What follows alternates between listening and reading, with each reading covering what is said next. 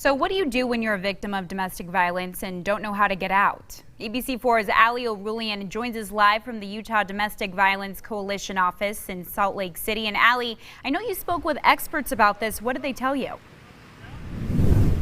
And Jillian, I talked to Kimmy Wolf with Utah Domestic Violence Coalition, and she says that every single case of domestic violence is different and it has to be handled individually and safely.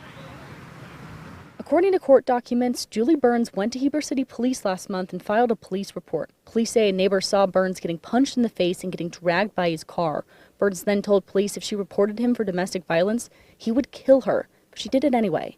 A domestic violence advocate says she stood up for her safety and did the right thing. She was an advocate for herself.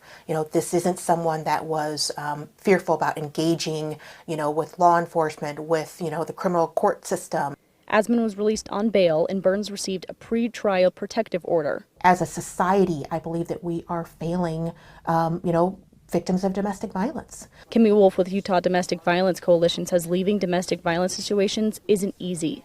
In fact, she says victims are most vulnerable when they decide to leave, and sometimes she says it's a risk. Even in, our best case scenarios, sometimes it is just the desire of the perpetrator to really commit that final step, that neither the perpetrator or the victim can come back from. Wolf says once perpetrators know their victim is leaving, it may cause them to go to the extreme. She says one day they may ask for forgiveness and the other threaten to kill them. When a victim is fearful about engaging in these final steps that could feasibly increase the danger, we need to acknowledge that they are taking a chance. But she wants to make it clear, if you are in a dangerous domestic violence situation, there is always help. But it really is where that person is in their life and how they identify their next steps to, to help them heal and to rebuild their lives.